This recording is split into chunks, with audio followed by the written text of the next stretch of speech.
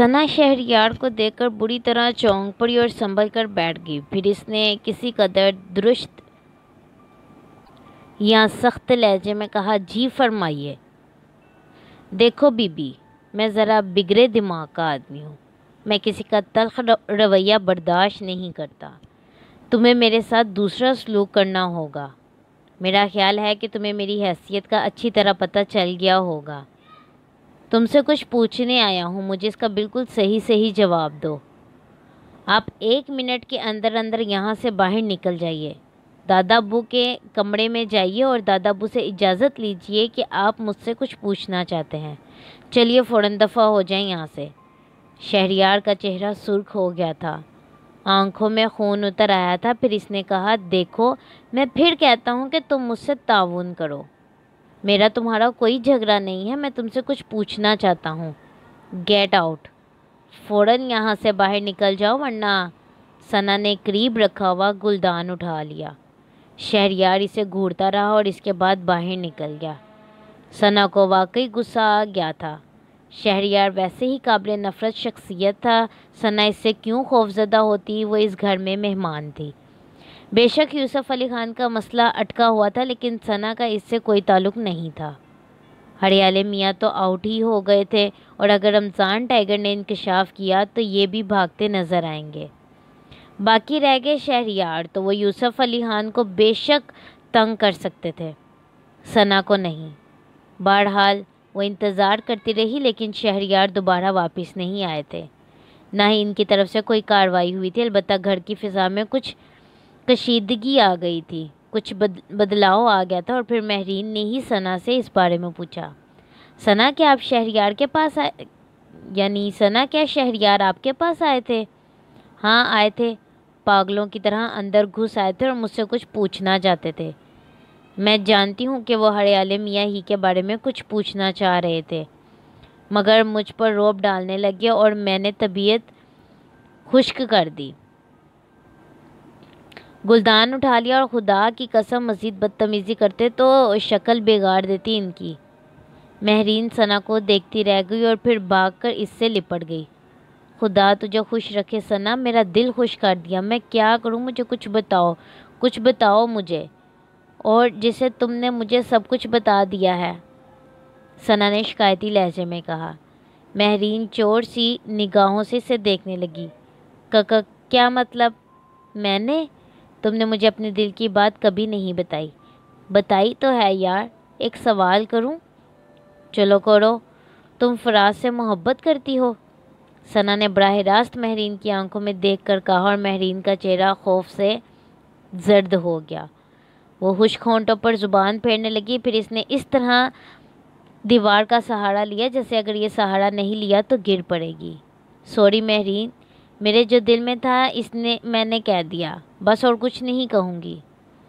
नहीं सना, ये इस कदर खौफनाक बात है कि अगर किसी के कानों में पहुँच गई तो मेरा तो कुछ नहीं बिगड़ेगा। तुम जानती हो ऐसे घरों में किसका क्या बिगड़ सकता है। बस मैं दोबारा कोई सवाल नहीं करूँगी। करो ना मुझसे सवाल, तुम एक पुरस्कार हस्ती हो। हमारे लिए पहली बात तो ये है कि तुम तरन्नुम की हमशक्ल हो, और इतनी हमशक्ल हो कि आज भी तुम्हारे बारे में बातें होती हैं। फिर तुमने हरियाले मियाँ के बारे में जो इंकशाफात किए हैं, उन्होंने सबको दंग कर दिया है। लोग तुम्हारे बारे में तरह तरह की चेमे गोइयाँ कर रहे हैं। बुरा कह रहे हैं मुझे? नहीं, बुरा कौन कहेगा, बस ये कह रहे हैं कि ये कोई पुरस्कार हस्ती है जो किसी मुश्किल का शिकार होकर इधर आ गई है। तुम यकीन करो, अगर एक आध बार और तुमने ऐसी कोई पेशन गोई कर दी या कोई बात बता दी तो ये लोग तुम्हें कोई पहुंची हुई हस्ती समझना शुरू कर देंगे। सना हंसने लगी, फिर बोली, खैर छोड़, अब कोई कुछ कहता है तो कहने दो। तुमने मेरे सवाल का जवाब नहीं दिया। दो ना। ये बताओ, शहरयार के आइंदा के मंसूबे पता चल सकेंगे मेरे बारे में? वैसे मैंने हरियाले मियाँ को तो एक ही हिट में आउट कर दिया है। कैसी रही? यार वो तो बहुत ठीक है, मगर ये बताओ तुम्हें पता कैसे चला? बस मैंने बताया था ना कि बाज़ बातें खुद बहुत मेरे जहन में आ जाती हैं और मैं इन्हें सादगी से बयान कर देती हूँ। ना मैं कोई बुज़ुर्ग हूँ, ना ही वली, और ना कोई दरवेश। ایک مصیبت زدہ لڑکی ہوں جو بس مصیبتوں کا شکار ہو کر یہاں تک پہنچ گئی۔ مختصر تو میں اپنے بارے میں بتا چکی ہوں اور دادا ابو کو بھی۔ ناراض لگ رہی ہو مجھ سے؟ میں تمہیں صرف ایک بات بتا دوں، ہمارے دادا ہی کی بات ہے، میرا مطلب ہے اس خاندان کے دوسرے دادا یعنی دادا ابو کے والد احمد علی خان۔ ظالم تو وہ ہرگز نہیں تھے، بس اقتدار کے پجاری تھے۔ گھر کا ایک بہت ہی پڑھا لکھا شخص جو یہاں ملازمت کرتا تھا، ہمارے خاندان کی ایک لڑکی سے محبت کرنے لگا، اور جب اس کی محبت کا پتہ چلا تو دادا ابو کے والد احمد علی خان نے اسے ایک تہہ خانے میں بند کروا دیا، اور جب وہ بھوکا پیاسا وہی مر گیا تو اس کی قبر بھی اسی تہہ خانے میں بنا دی گئی۔ آج بھی وہ قبر یہاں ایک تہہ خانے میں موجود ہے۔ فراز کو میں نے یہ بات بتا دی تھی، ویسے بھی وہ بہت نیک اور شریف النفس انسان ہے۔ کہنے لگا کہ مہرین جس خاندان کا نمک کھایا ہے اس کی عزت کا بھرپور پاس کیا جاتا ہے۔ میں 1000 بار مر جاؤں گا مگر کبھی ایسی بات زبان پر نہیں لاؤں گا۔ ثنا وہ بہت ہی سادہ نو انسان ہے، یقیناً وہ مر جائے گا۔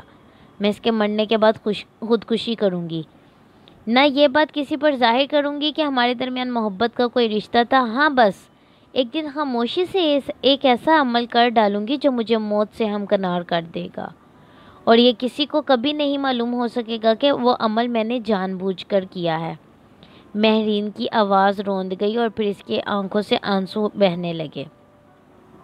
ثنا اسے دیکھتی رہی، پھر آگے بڑھ کر اس کے آنسو خشک کرتی ہوئی بولی، زندگی میں ایک راز وار اور ایک وفادار دوست اتنا قیمتی ہوتا ہے مہرین کہ اس کا کوئی بدل کبھی نہیں ہوتا۔ کیا مجھے اپنا دوست بنا سکتی ہو تم؟ کیا تمہیں اپنی اس پراسرار قوت سے ہماری محبت کے بارے میں معلوم ہوا ہے؟ نہیں، اتفاق سے میں نے تم دونوں کی باتیں سن لی تھی۔ ہائے میں مر جاؤں، یہ کب کی بات ہے؟ ثنا نے اسی وقت بتایا تو مہرین خوفزدہ ہو گئی۔ اللہ نے معاف ہی کر دیا، تمہاری جگہ کوئی اور ہوتا تو کیا ہوتا؟ بس غلطی میری ہی ہے، اللہ تعالیٰ بہتر کرے گا۔ مہرین اللہ کی ذات پر بھروسہ رکھنا چاہیے، ہو سکتا ہے اللہ کوئی ایسی سبیل نکال دے کہ تمہاری منزل آسان ہو جائے۔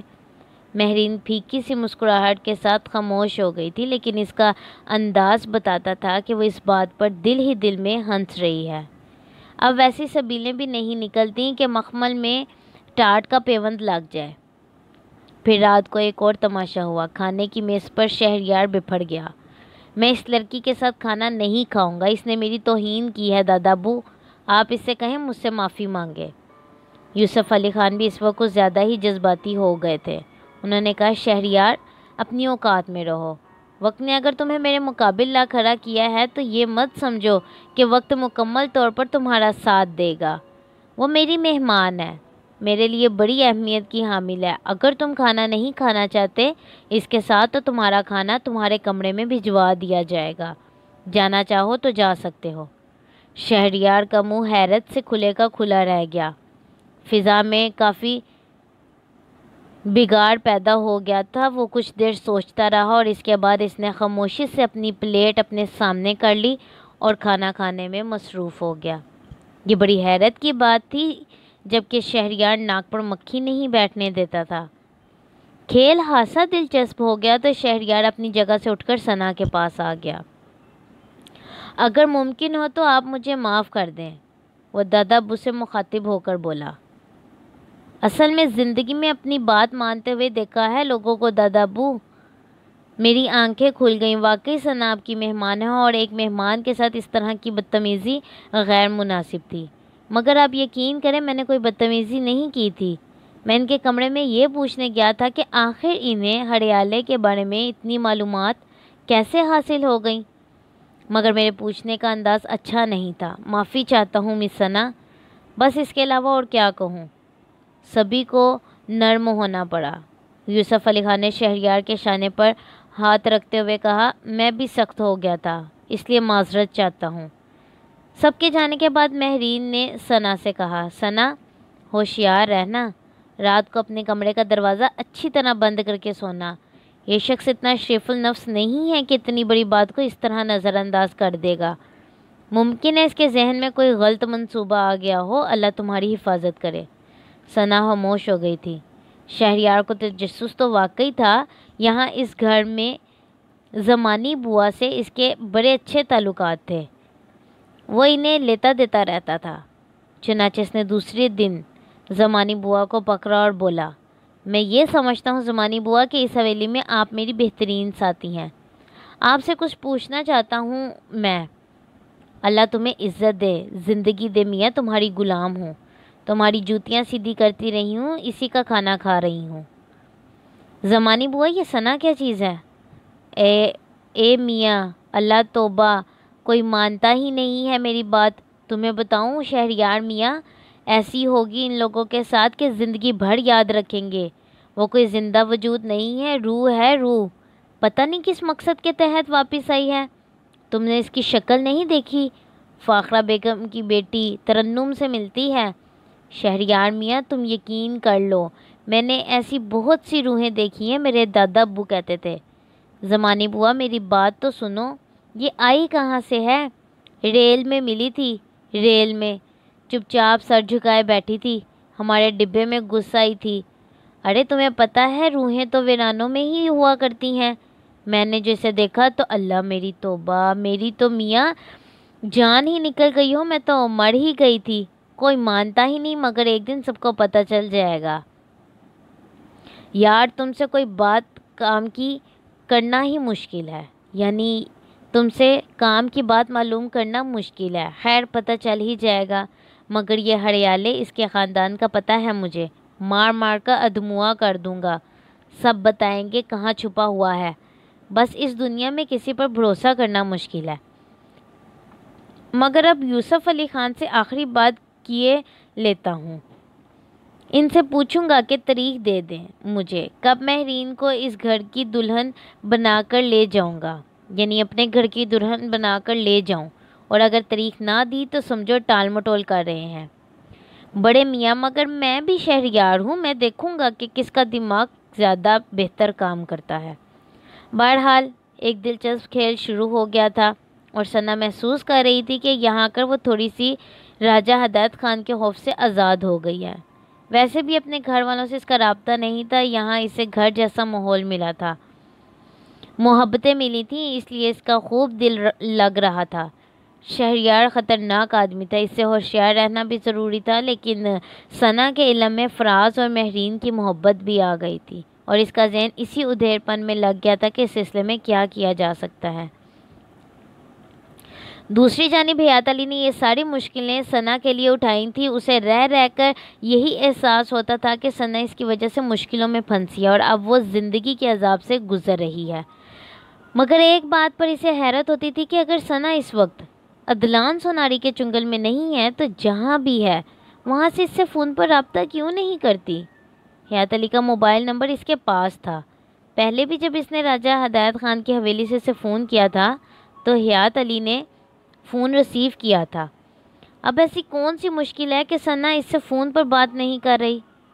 سنجوکتا نے حیرت سے حیات علی کو یہ بات بتا دی تھی کہ اگر اس نے مخراج وغیرہ کی بات مان بھی لی تو اس سے اسے کوئی فائدہ نہیں ہوگا، وہ اس کے 4 پارٹ پورے کرا کے اس کی قربانی دے دیں گے۔ بھلا اس سے حیات علی کو کیا فائدہ ہوگا؟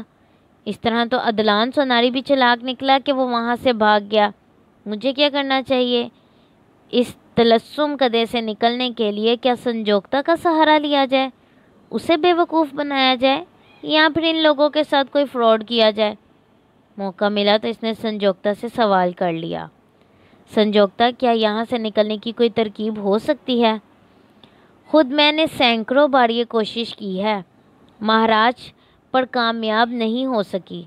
یہ جادو نگری اور یہاں بھوگ ناتھ اور مکھراج کا راج ہے، تم کوشش کے باوجود دیواروں کو پار نہیں کر سکو گے۔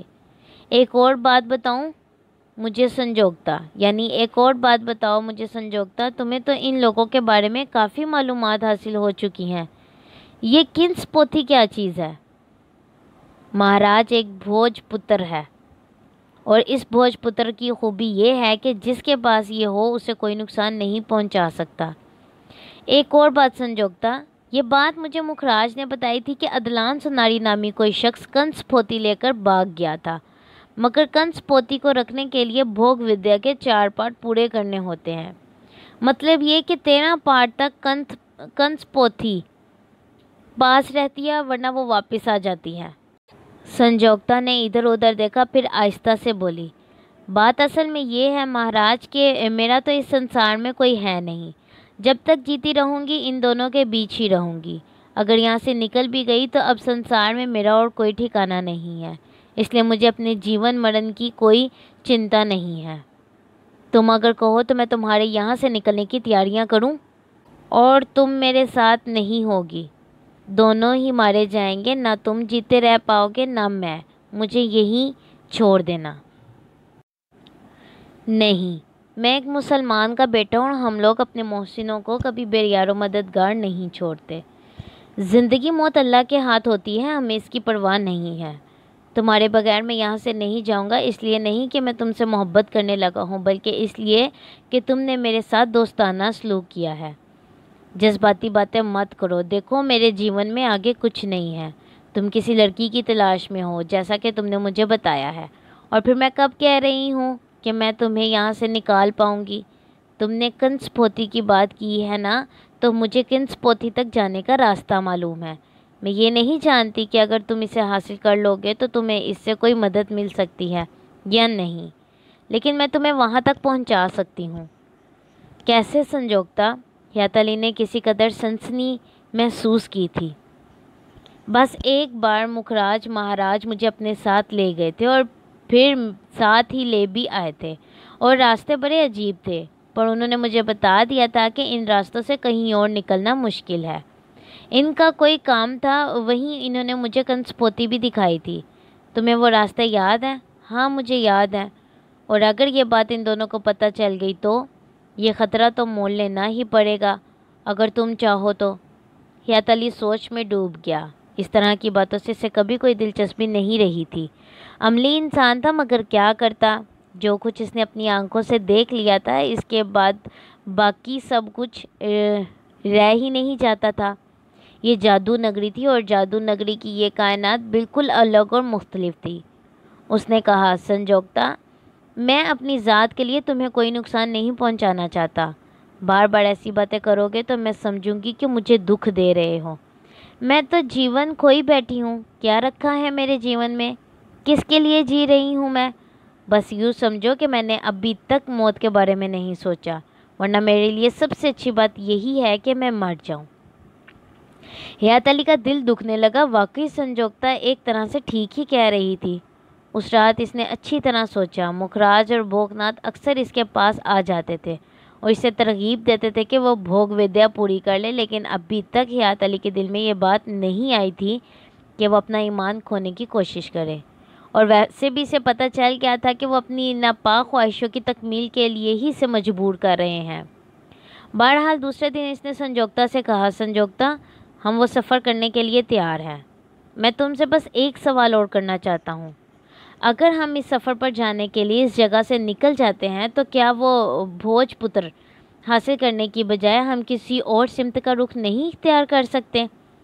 नहीं, ऐसा नहीं है महाराज, यही तो नहीं है। अगर ऐसा होता तो मैं खुद कोशिश ना करती। आप अगर इन रास्तों पर जाओगे तो देखोगे कि इन पापियों ने किस तरह इस जादू नगरी को आबाद कर रखा है। मैं सिर्फ ये सोचता हूँ संजोक्ता कि अगर मैं किसी तरह निकलने में कामयाब हो भी गया तो कहीं तुम मुश्किल में ना फंस जाना। अच्छा सलूक एक वादा ही कर लो। आई रिपीट, अच्छे सलूक की बिना पर चलो एक वादा ही कर लो। अगर मैं कामयाब हो गया तो क्या तुम मेरा साथ दोगी? संजोक्ता ने आंखें उठाकर इसे देखा, फिर इसके होंठों पर एक गमगीन मुस्कुराहट फैल गई। महाराज, तुम किसी से प्रेम करते हो और अपनी प्रेमिका के लिए दरबदर हुए हो। मैं अगर इन दोनों को छोड़कर चली जाऊंगी तो बताओ कहाँ जाऊंगी मैं? देखो संजोक्ता, दुनिया बहुत वसी है। हम यहाँ से अगर निकल गए तो तुम ज़िंदगी के नए रास्ते तलाश कर सकती हो। अभी तुम जवान हो। मैं अगर एक ऐसी बात कहूँ जो तुम्हें नागवार गुजरेगी तो इसके लिए तुम मुझे माफ़ कर देना।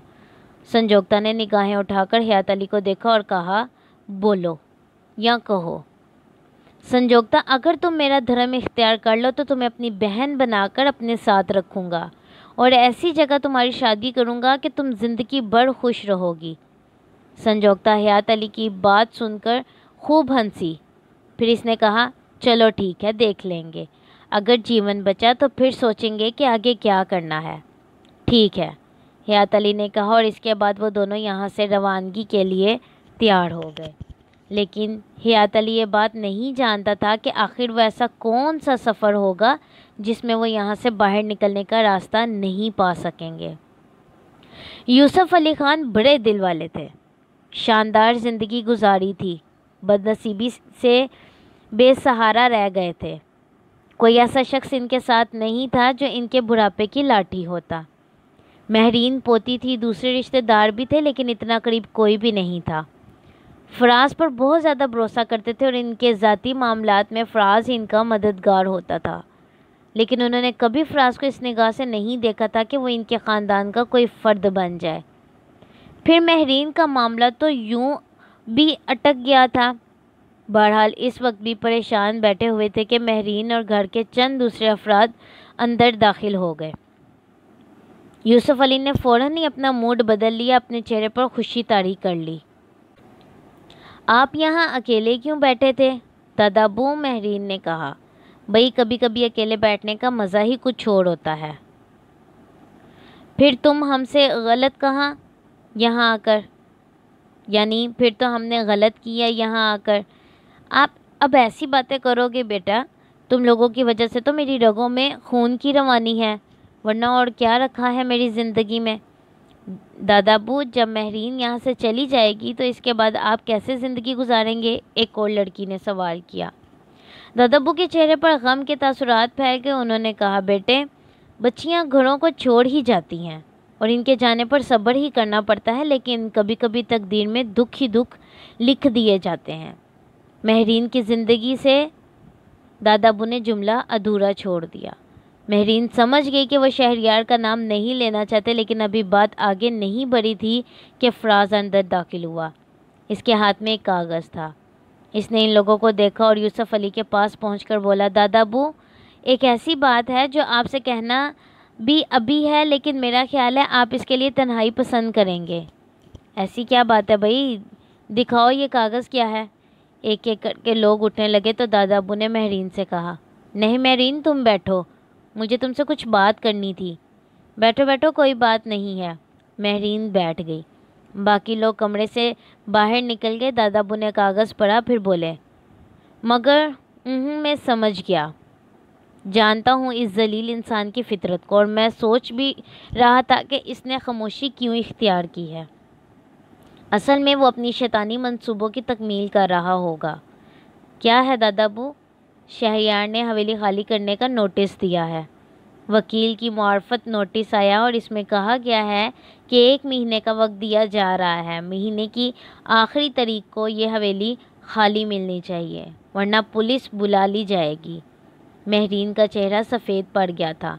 دادا ابو نے فراز سے مخاطب ہو کر کہا، بیٹھو فراز بیٹا، اب تم سے کون سی بات چھپی ہے؟ اصل میں شہریار نے اس بچی کے ساتھ بدتمیزی کی تو میں نے اسے ڈانٹ دیا۔ وہ حیرت انگیز طور پر خاموش ہو گیا تھا، مگر میں جانتا تھا کہ بچھو کی طرح ڈنک ضرور مارے گا۔ اب بتاؤ کیا جواب دیں اس نوٹس کا؟ مہرین بیٹے، اب 2 ہی باتیں ہیں۔ میرا تو خیال ہے کہ یہ ہم حویلی خالی کر دیں۔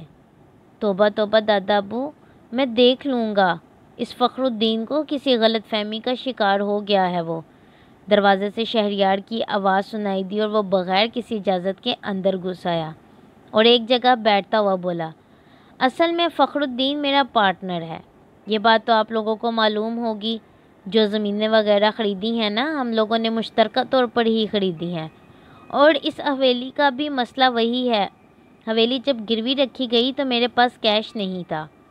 پوری کی پوری رقم فخر الدین نے ادا کی ہے۔ کمبخت لالچی آدمی ہے۔ حویلی اسے بہت پسند ہے، کہتا ہے کہ یار یوسف علی خان سے بات کر لو، باقی جو رقم بھی وہ چاہیں تو ہم انہیں ادا کر دیں گے۔ میں اس حویلی کو حاصل کرنا چاہتا ہوں۔ میں نے کہا کہ بے وقوف آدمی، وہ میری ہونے والے سسرال ہیں، یعنی میرا ہونے والا سسرال ہے، اور تجھے یہ بات معلوم نہیں ہے کہ حویلی میں یوسف علی خان کا پورا خاندان رہتا ہے؟ ایک طرح سے یوں سمجھ لو حویلی ان کی جان ہے. اگر وہ رقم ادا نہیں بھی کر سکے تو میں تجھے وہ رقم دے دوں گا کیونکہ وہ میری ہونے والی سسرال ہے. ویسے دادا ابو میں آپ سے تو خیر کچھ کہنے کی جرت کر ہی نہیں سکتا.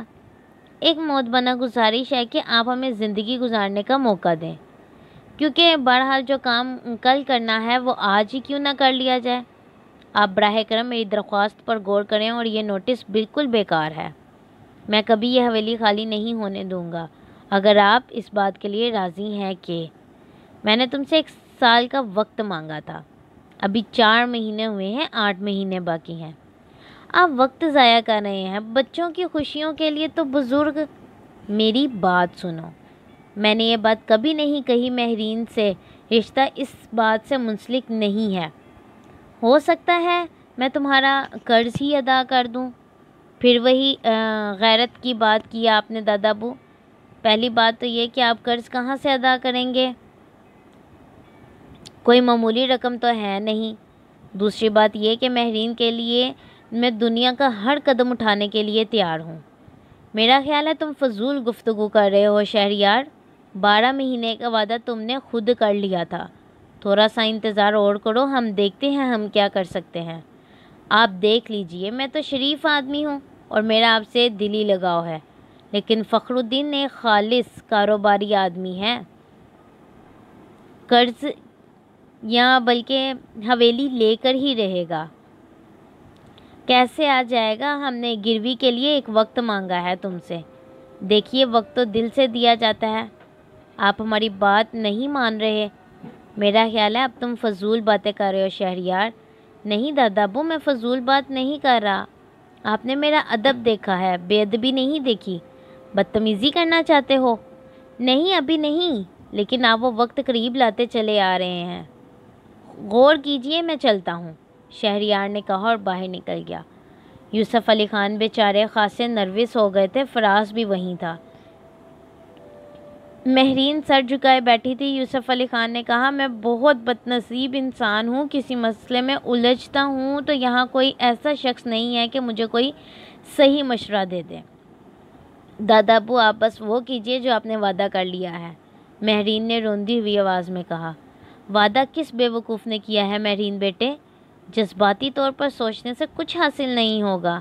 میں تمہیں اس شخص کے حوالے نہیں کر سکتا جس میں نہ انسانیت ہے نہ شرافت.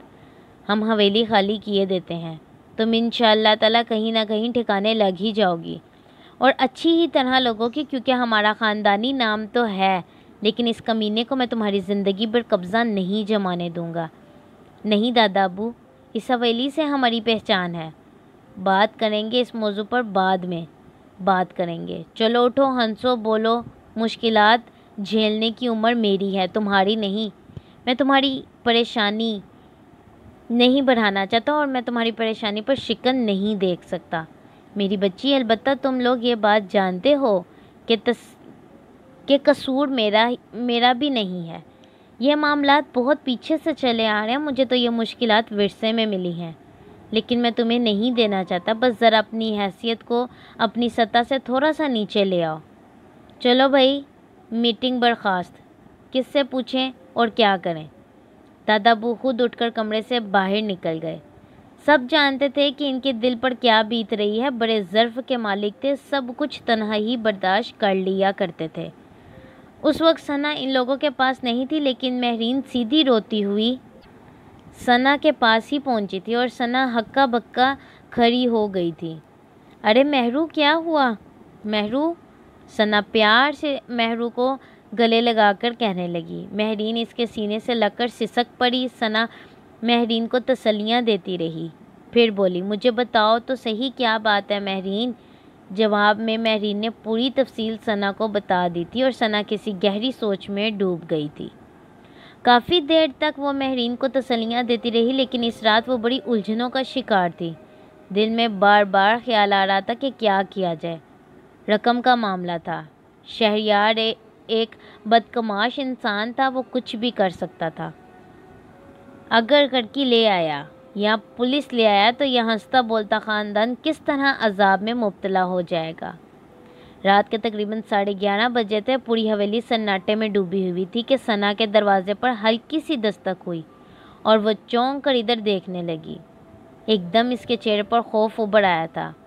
جب سے یہاں قیام کیا تھا اس طرح رات کے اس حصے میں کوئی نہیں آیا تھا۔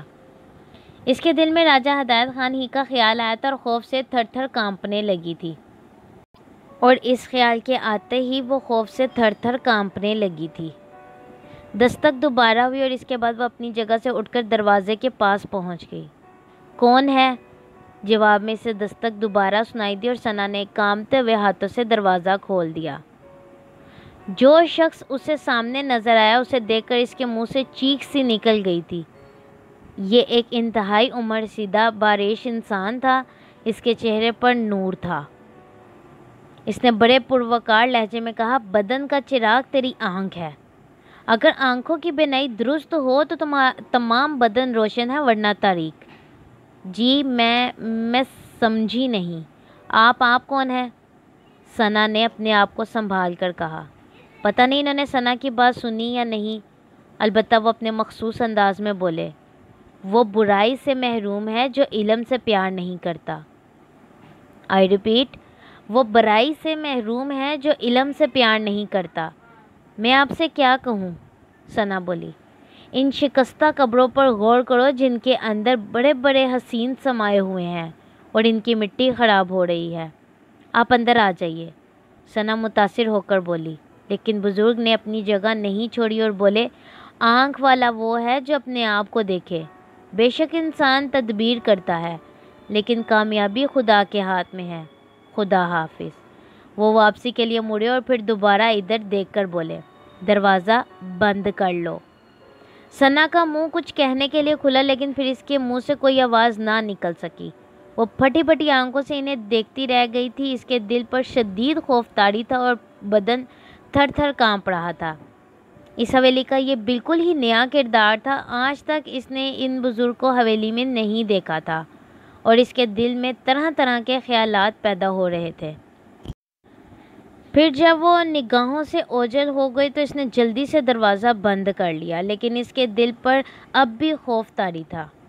رات کو صحیح طریقے سے نیند بھی نہیں آئی، وہ ان بزرگ میں کھوئی رہی۔ پھر موقع ملتے ہی اس نے دوسرے دن مہرین سے پوچھا، مہرین، یہاں کوئی ایسے بزرگ بھی رہتے ہیں جن کی لمبی سفید داڑھی ہے؟ بھویں تک سفید ہیں، بہت زیادہ عمر رسیدہ معلوم ہوتے ہیں۔ کیوں، کیا ہوا؟ مہرین نے سوال کیا۔ پچھلی رات کو ایک بزرگ میرے کمرے کے دروازے پر آئے تھے، ثنا نے کہا اور پھر اسے پوری تفصیل بتا دی۔ اسے بزرگ کے کہے ہوئے الفاظ تک یاد تھے۔ مہرین نے گردن ہلاتے ہوئے کہا، ہاں وہ بابا غیاث علی ہیں۔ یعنی تمہارا مطلب ہے کہ وہ یہاں رہتے ہیں، مگر میں نے پہلے تو کبھی انہیں نہیں دیکھا۔ حویلی کے آخری حصے میں جو ایک حجرہ بنا ہوا ہے، بابا صاحب وہاں رہتے ہیں۔ کیا تم اس بات پر یقین کرو گی کہ وہ ہماری چوتھی یا پانچویں پشت دیکھ رہے ہیں اور صحیح معنوں میں ان کی عمر کا اندازہ نہیں لگایا جا سکتا؟ اچھا مگر ہیں کون؟ ثنا نے سوال کیا۔ ہمارے پردادا کے ساتھی ہیں۔ وہ اب ظاہر ہے اتنی عمر ہونے کے بعد ذہنی توازن کہاں درست رہتا ہے۔ ایک بار میں نے تمہیں بتایا تھا کہ ہماری اس حویلی میں کہیں ایک بڑا خزانہ دفن ہے کہ اگر وہ ہمیں حاصل ہو جائے تو یوں سمجھ لو کہ ہماری آگے کی 6 نسلیں اس سے فیضیاب ہو سکیں گی۔ یہ خزانہ ایک روایتی حیثیت رکھتا ہے۔ ہمارے پردادا کے بھی پردادا نے اسے دفن کیا تھا اور اس کے ساتھ ہی ایک وصیت کی تھی کہ اس خزانے کو اس وقت تک نہ نکالا جائے جب تک اس خاندان پر بہت ہی برا وقت آ جائے اور یہ زمانے میں رسوا ہو رہا ہو۔ صحیح معنوں میں تو ثنا یہ وہی وقت ہے۔ ہم واقعی زمانے میں رسوا ہو ہی چکے ہیں اور مزید ہونے والے ہیں۔ تم دیکھو وہ کمینہ انسان دادا ابو کے سامنے کس طرح بات کر رہا ہے۔ حالانکہ ایک زمانہ یہ تھا کہ جہاں دادا ابو بیٹھے ہوتے تھے وہاں 100 گز تک کسی کو ہنسنے کی اجازت نہیں تھی۔ کوئی ہنسی یا زور سے آواز منہ سے نہیں نکالتا تھا، اور آج یہ شخص نہ جانے کیا کیا حوالے دے کر دادا ابو کو خوفزدہ کر رہا ہے۔ تم نے دادا ابو کا چہرہ نہیں دیکھا، ان پر جو بیت رہی ہے ثنا میں جانتی ہوں۔ ہمارا خاندان بہت ہی مختصر رہ گیا ہے، لیکن دادا ابو اگر چلے گئے تو تم یقین کرو سب کچھ ختم ہو جائے گا۔ مہرین کی آنکھوں میں آنسو آ گئے۔ کسی خزانے کی بات کر رہی تھی تم؟ ثنا نے کہا۔ ہاں، خزانہ کہاں دفن ہے یہ بابا غیاث علی کو معلوم ہے، لیکن ان کا ذہنی توازن ٹھیک نہیں ہے۔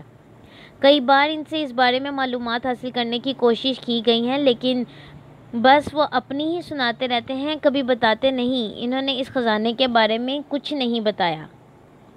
کیا ایسی کوئی ترغیب نہیں ہو سکتی کہ وہ خزانے کے بارے میں بتا دیں؟ یہ تو امید افزا بات ہے۔ نہیں ہو سکی۔ ایک مرتبہ ایک حادثہ بھی ہو چکا ہے۔ ہمارے ہی خاندان کا ایک شخص تھا اور اسے کسی طرح یہ بات معلوم ہو گئی کہ بابا غیاث علی اس خزانے کے بارے میں جانتے ہیں۔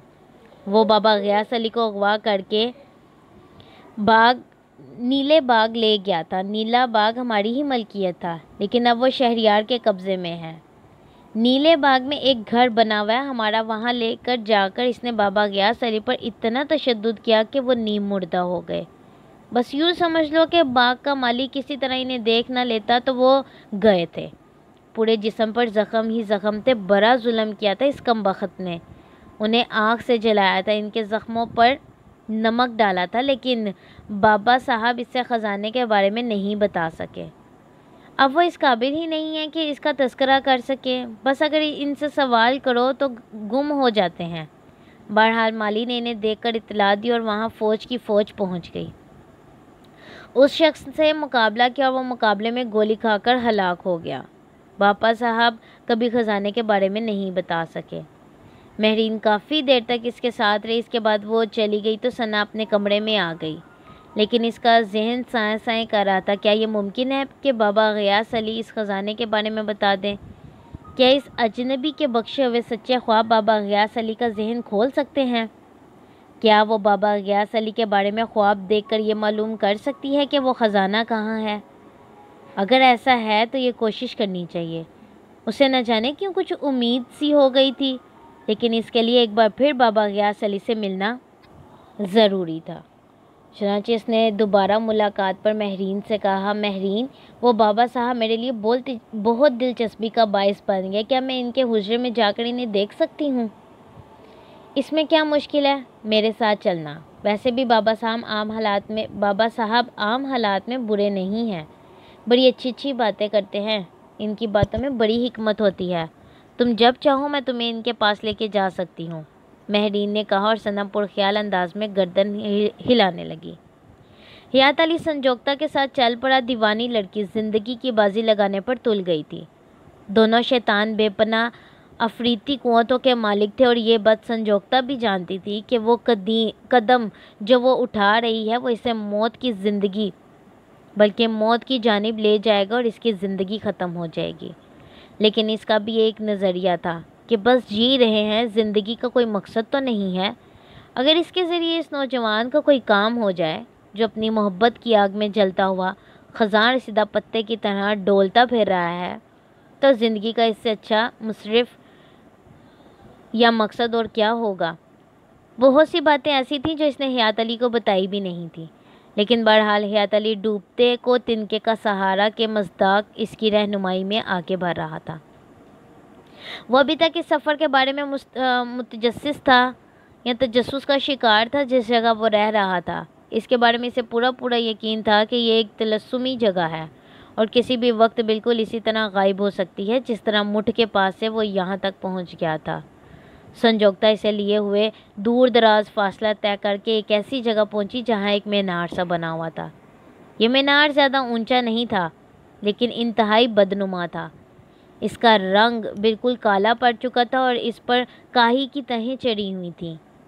سنجوکتا نے اس دروازے کی جانب اشارہ کرتے ہوئے کہا جو مینار کے دامن میں تھا، ہمیں اس دروازے سے اندر جانا ہے۔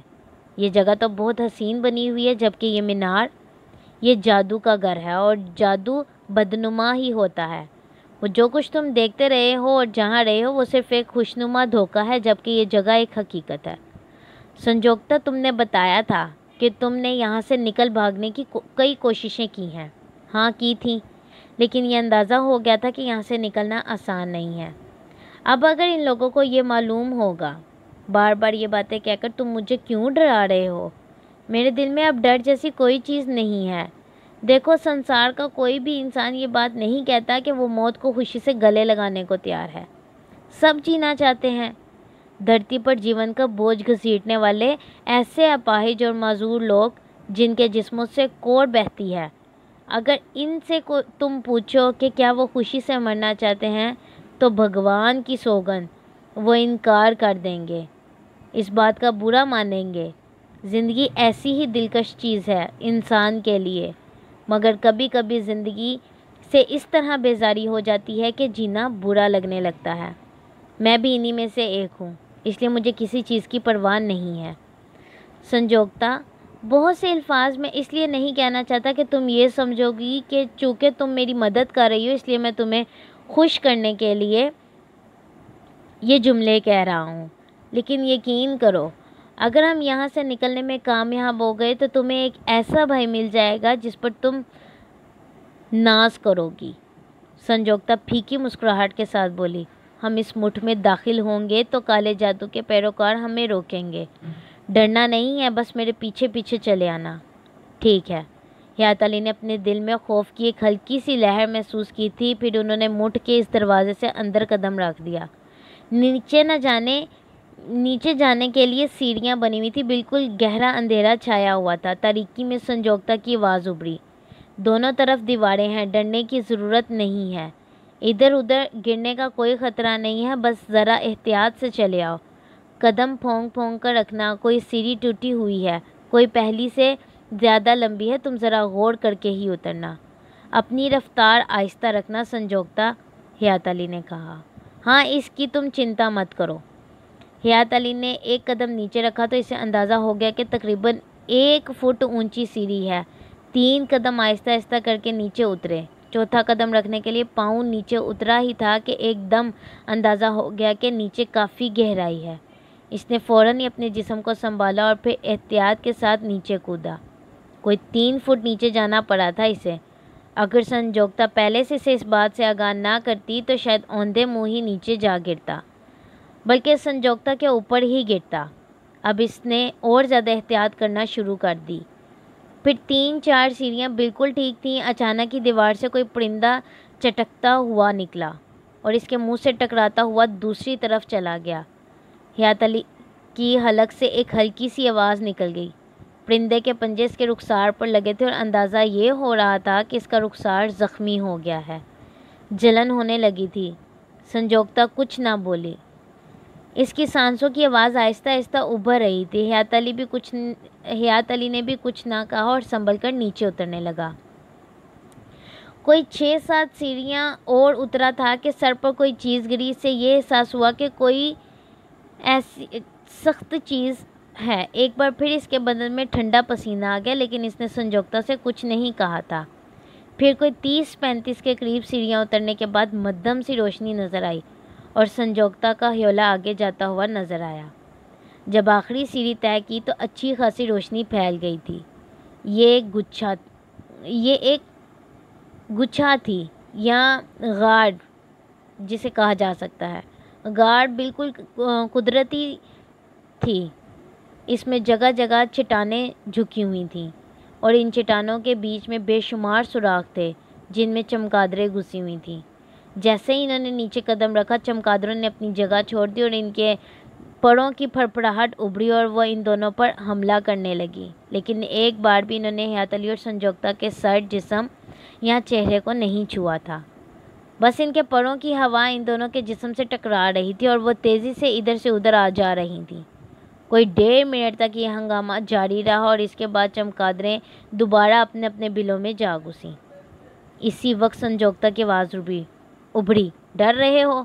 نہیں، حیات علی نے جواب دیا، آؤ، یہ ہمیں صرف ڈرا ہی رہی ہیں تاکہ ہم یہاں سے واپس بھاگ جائیں۔ اوکے۔ اور اس نے رکے بغیر آگے چلنا شروع کر دیا، سنجوکتا نے کہا، اور حیات علی نے آگے قدم بڑھا دیے۔ طویل ترین غار میں وہ ایک ایک قدم پھونک پھونک کر رکھتے ہوئے آگے بڑھتے رہے۔ راستہ آگے جا کر تنگ ہو گیا تھا اور پھر وہ ایک لمبی سرنگ جیسی شکل اختیار کر گیا۔ سب کچھ تھا، لیکن ایک بات حیات علی نے محسوس کی تھی، وہ یہ کہ یہاں گھٹن نہیں تھی اور سانس پر کوئی بوجھ نہیں محسوس ہو رہا تھا۔ حیات علی جدید دور کا انسان تھا اور زمانہ جدید میں جادو وغیرہ کی کوئی گنجائش نہیں تھی۔ سائنس کا جادو ہر طرح کے جادو پر سبقت لے گیا تھا۔ لیکن یہ جو کچھ نگاہوں کے سامنے آ رہا تھا اس کی تردید نہیں کی جا سکتی تھی۔ اس کا اپنا ایک وجود ہے، اور اگر جدید دنیا کو اس کے بارے میں بتایا جائے تو وہ اسے صرف قصہ کہانی سمجھیں گے۔ اگر واپس جانا نصیب ہوا اور اس نے یہ واقعات کسی کو بتایا تو انسان اس کا مذاق ہی اڑائیں گے۔ دفاتن سنجوکتا کے حلق سے ایک ڈری ڈری آواز نکل گئی اور جلدی سے حیات علی کے بازو سے آ لگی۔ حیات علی کو کچھ پوچھنے کی ضرورت نہ آ رہی تھی، جو کچھ سامنے تھا وہ آ گیا تھا۔